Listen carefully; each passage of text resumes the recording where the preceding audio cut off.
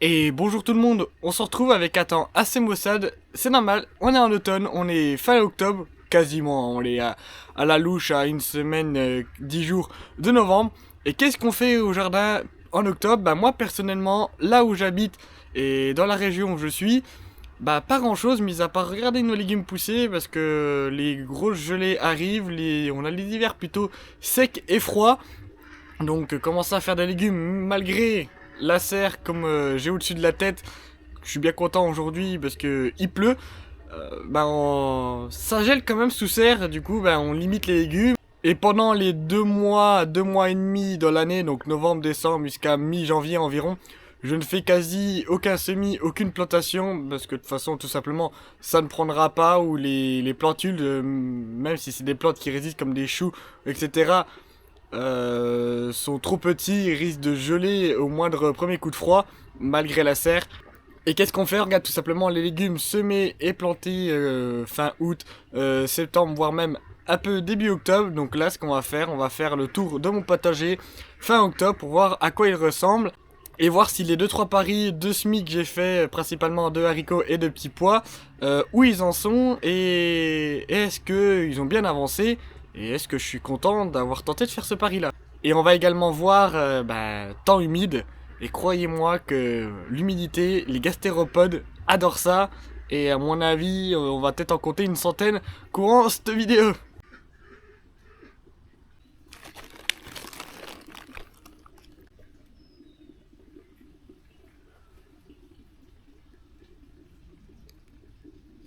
Vous avez vu quelques gastéropodes parmi la centaine, voire peut-être le millier, j'abuse peut-être, mais qui vivent dans mon jardin. Voilà, c'est la principale problématique que j'ai chez moi. Pas mal d'humidité, un peu en toute saison. Et quand ça sort, il y en a partout et les légumes n'apprécient guère ça, hein, qu'on soit d'accord. Et c'est l'une des principales raisons pourquoi je ne mets pas de paillage. J'ai essayé de mettre du paillage en me disant que ça va faire de la matière organique que les limaces, que les gastéropodes vont pouvoir consommer et pas toucher aux légumes. Ah que nini, hein, les légumes ils étaient encore plus bouffés qu'avant. J'ai mis de la tonte, tout ça, c'est pire qu'avant, c'est pour ça que moi c'est une raison aussi principale on va dire, pourquoi je ne fais pas forcément d'apport de paille ou de tonte de gazon au pied des légumes. C'est parce que j'ai plus l'impression que ça fait des nids à gastéropodes. Mais après, je ne suis pas fermé à réessayer un peu ça à l'avenir. Maintenant qu'on a fait le point gastéropode, on va parler des légumes d'été. Comme vous le voyez derrière moi, bon, j'ai encore mes 2 gouttes que j'ai pas enlevées parce que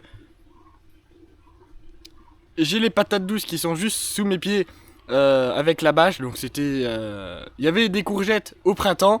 Voilà, je fais des rotations, comme ça j'enlève pas la bâche.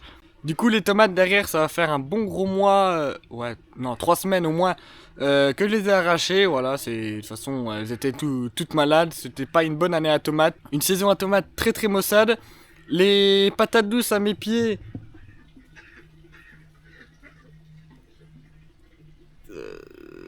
c'est pareil. Je sais même pas si elles vont réussir à faire des tubercules. Bon, je vois qu'encore de la chenille.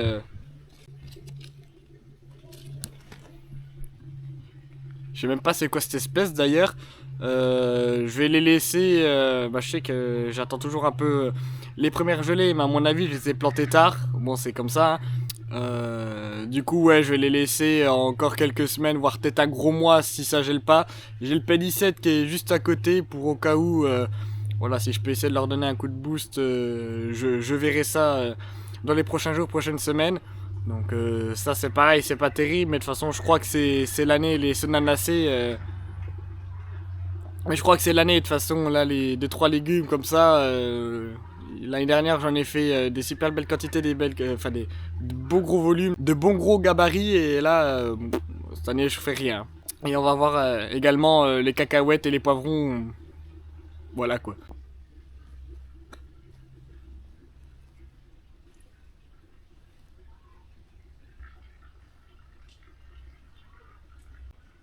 Comme vous l'avez vu, c'est très jaune, c'est peu, c'est malade. Les cacahuètes, j'avais fait presque 2 bons kilos l'année dernière, vraiment en essai, mais cette année, Je pense que c'est le fait que ça soit trop près des tomates. Certainement le sol tassé. Trop d'ombre, c'est pour ça qu'ils sont tout jaunes. Et là, on arrive en fin de saison avec l'humidité et les champignons, les maladies. Ça n'aide pas, donc si je ramasse une poignée, ça sera bien.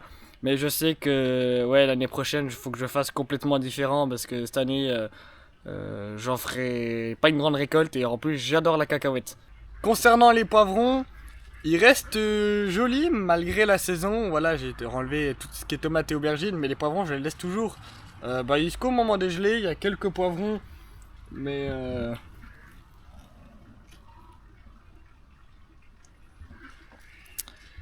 ils sont un peu piqués, mangés par, encore une fois, les gastéropodes. Voilà, c'est génial, hein, ces créatures-là. C'est utile au jardin en plus, mais voilà quoi. Donc voilà, les poivrons, je les laisse faire, je les entretiens plus, je les taille en pleine toute la saison, une grande partie du temps. Là, l'arrosage, ils se prennent l'aspersion en même temps. Avant, c'était au goutte à goutte. Voilà, c'est vraiment, je les laisse vivre et ça ramassera, et je ramasserai ce qu'il y aura de bon en fonction de ce qu'il y a ramassé, hein. On vient de parler de mes légumes d'été. Si, j'ai 2 pieds d'aubergine qui se battent en duel dans le tunnel. Bon, je vais pas vous les montrer, vous en doutez bien. La tête que les 2 pieds tirent. On va parler là des légumes, on va dire, transitoires, enfin ce que j'appelle transitoires, qui font du coup la transition entre les légumes d'été et les légumes d'hiver. C'était un espèce entre guillemets pari que je me suis lancé, parce que j'avais fait une année un peu chaotique avec les haricots verts. Les petits pois ça allait encore, mais je me suis dit j'avais de la vieille graine, autant la semer. Alors, dans la serre, ouais, je rigole bêtement parce que c'est un peu catastrophique. Je vais vous montrer.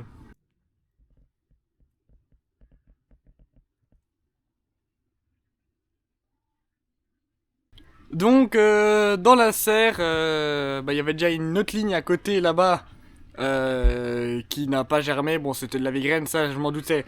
Mais celle-là, elle partait bien, sauf que ça fait un gros trou ici. Gastéropode, humidité, comme d'habitude, le classique, le combo. Sachant qu'il y a quelques années, j'ai pris de la grêle sur la bâche.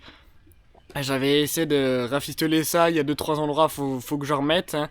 Et du coup, voilà, c'est ce qui explique la bande humide. Sinon, pour les haricots qui restent, en vrai, ils sont très très beaux. Il y a de la grappe de fleurs, elles sont plutôt jolies. Bon, il y a quelques petites limaçons, enfin quelques petits limaçons qui les attaquent, qui les mangent. Après, ça fera un peu ce que ça fera.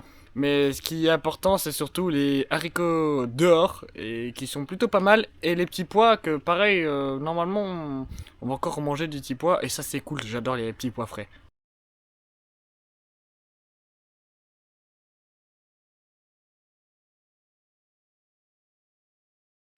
Voilà, je suis dans les haricots d'extérieur. Je les ai semés fin août, un truc comme ça, je ne sais plus exactement la date. Ils sont très beaux, enfin, beaux.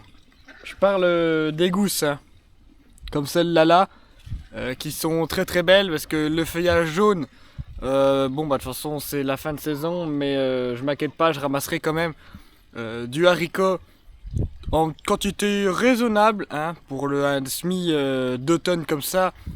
Faut pas s'attendre à des miracles. La variété derrière moi, de toute façon, c'est des haricots à une récolte.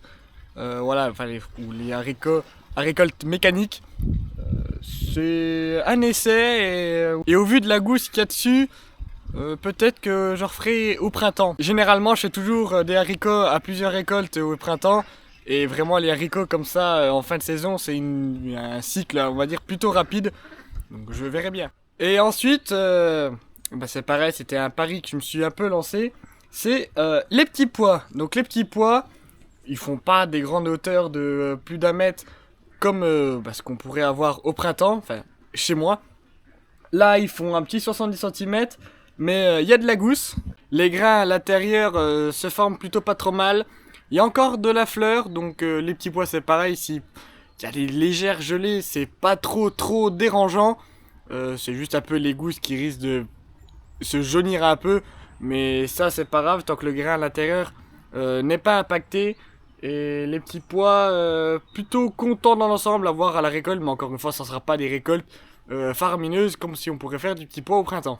Maintenant qu'on a vu les légumes d'été et les légumes d'automne, enfin transitoires, on va parler vraiment du légume pur d'hiver. Et comme vous l'avez vu, là derrière moi avec ce grand spécimen, et là derrière, un peu plus petit, les choux. Donc moi c'est Bruxelles, fleurs, brocoli, j'ai quelques frisés et du chou rouge. Les choux blancs je les ferai principalement printemps-été. En question de place et d'organisation et un peu d'agronomie, mais bon c'est agronomie potagère. Hein. Donc les choux, il y a du monde dans ce tunnel. Les choux c'est vraiment une plante, un légume qui ne craint pas le froid, comme les choux de Bruxelles qui demandent que du froid, que du gel, pour vraiment faire des belles petites pommes. Et croyez-moi qu'une petite poêlée de choux de Bruxelles, c'est incroyable. Les choux-fleurs dans le tunnel, où je suis également avec les 2-3 choux frisés, les choux de Milan, ils se développent bien, belles petites pommes à venir. Mais l'assaisonnement en gastéropode, ça reste le classique. Hein. Voilà, là il y a pas d'image à donner, il y a des trous de partout. Mais bon, le principal c'est que la pomme soit pas touchée, en espérant qu'il touche pas la pomme. Les choux-fleurs extérieurs, c'est pas terrible, ils étaient bien partis, mais là, les millimètres tombés ces derniers jours, ces dernières semaines, les a pas forcément trop aidés. C'est un peu le même histoire que les haricots. Dans la grande serre, avec les choux rouges, les brocolis et même les choux chinois, y a du potentiel, c'est pareil, un petit peu de froid leur ferait pas de mal. Les choux chinois, assaisonnement gastéropode, le classique. Et les autres légumes phares, légumes d'hiver, presque les incontournables, les poireaux ainsi que les navets. Les poireaux, ils ont du mal à faire le fût. Moi, je les taille pas. Enfin, plein de personnes conseillent de les tailler, mais moi, j'ai jamais trouvé de différence. Et les navets, bon, je pense que je suis à quelques jours de la récolte, je pourrais presque commencer à les ramasser même aujourd'hui. Mais là, avec la pluie, je vais laisser un peu. De toute façon, ça craint pas trop grand chose. Pour finir ce tour de potager, ça va être les épinards, le classique d'hiver, le mesclun asiatique comme ce qu'il y a derrière là, les scaroles, petites comme grandes. J'ai replanté de la petite scarole juste à côté ou entre les plants. Les radis, c'est une variété, faut que je bazarde tout ça. Ça fait pas quelque chose de très joli, ça fait pas des beaux radis, et puis ils sont bons, hein, c'est le seul truc qui est avantageux. C'est des légumes que, bon, un peu envahis d'herbe pour les épinards, mais qui vont être ramassés au fur et à mesure de l'hiver, à manger sans modération. Vraiment le légume d'assaisonnement et d'accompagnement parfait, voilà, que ce soit en frais, cuit, ce que vous voulez, vinaigrette, non vinaigrette. C'est vraiment le best-seller avec des patates, surtout avec des patates pour la scarole par exemple. Donc voilà. Pareil, toujours l'assaisonnement gastéropode, mais ça je crois que vous avez compris. Problématique d'automne, voire même de printemps, et je pense que chez pas mal de personnes c'est le cas. Sur ce petit tour du potager, voilà, je vais ne pas faire de la plantation des semis pour le plaisir d'en faire, pour faire des vidéos. Je montre ce qu'il y a à montrer dans un potager. De toute façon, l'automne et encore plus l'hiver, il n'y a pas grand chose à faire. Bichonner son potager pour préparer la saison d'après avec des couverts végétaux, voire même des paillages pour ceux qui peuvent pas se permettre ou qui n'ont pas envie de faire des couverts végétaux. Mais sinon, en termes de plantation, moi, dans mes conditions climatiques, par rapport là où j'habite, c'est pas possible. Après, je pense que les personnes un peu plus dans le sud de la France, c'est un peu plus possible. Ça m'empêche pas, moi, de faire des cultures toute l'année. Voilà, faut juste s'adapter. Les dates de semis, les dates de plantation et les légumes en fonction de la saison, tout simplement, comme je fais là. Et de toute façon, les premières plantations, on va dire vraiment de la saison 2026, ça va être mi-janvier avec la plantation des patates nouvelles, enfin des pommes de terre nouvelles. Donc moi je vous dis merci d'avoir regardé, n'hésitez pas à liker, commenter et à partager la vidéo, ça soutient énormément. Et moi je vous dis à la prochaine pour une autre vidéo.